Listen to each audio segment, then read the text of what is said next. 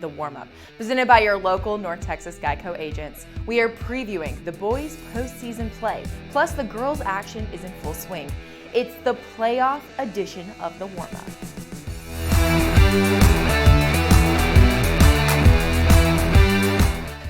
With the regular season now over, I hope you have your medicine ready because you're about to catch a healthy dose of playoff fever.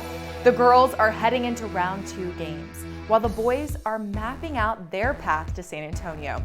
Let's start things off by taking a look at the contenders for the boys' title. 6A Region 1 is ridiculous. There's just no other way to say it. There's probably 5 to 10 legit state title contenders, yet only one can make it out.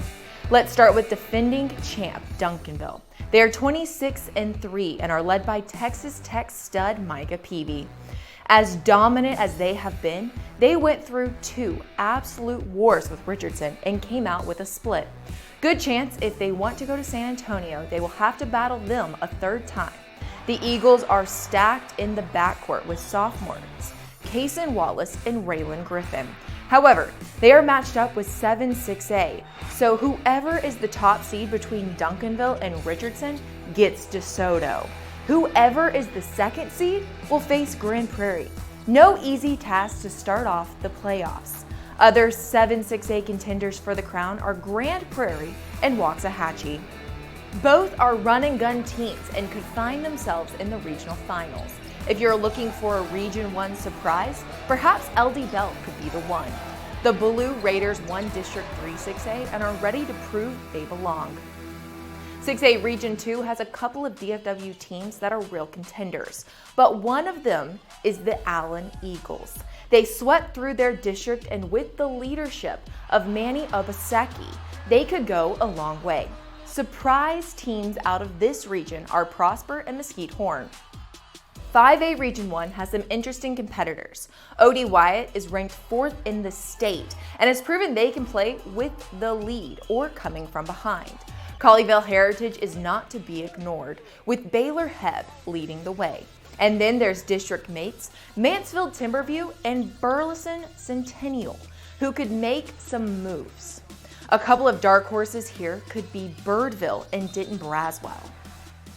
In 5A Region 2, let's face it, this region is Lancaster's to lose. They are nationally ranked and have been running through teams like no one's business.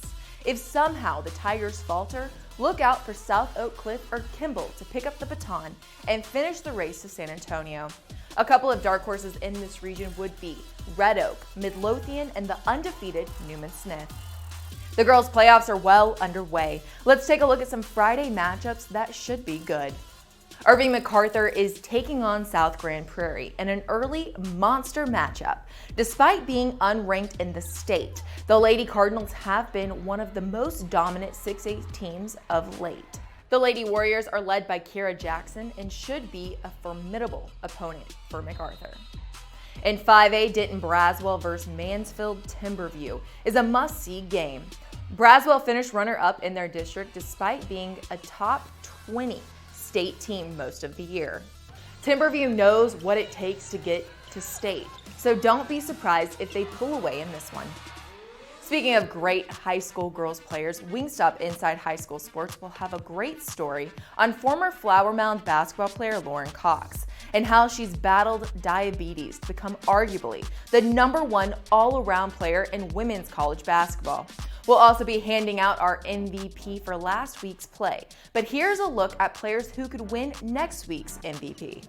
Let's start with Sarah Andrews of Irving MacArthur. She's almost at 100%, but even at 90%, Andrews has played the floor general role for the Lady Cardinals at an elite level.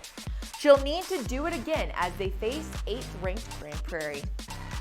How about Irving MacArthur boys and Kenny Hardy?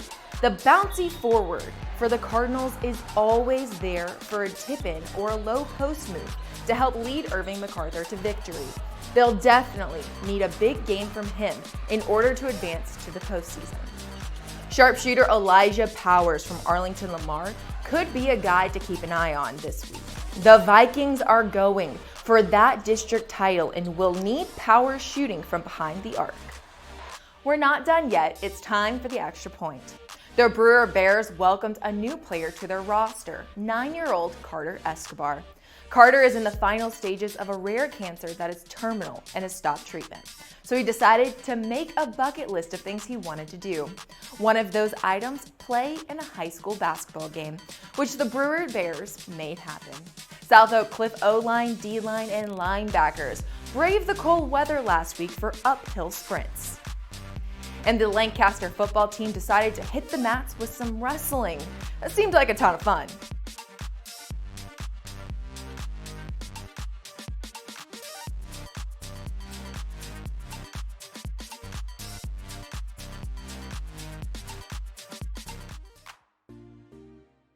That's all we have for this week's episode. To stay up to date with all things inside high school sports, follow our social accounts. We have Facebook, Instagram, Twitter, and YouTube.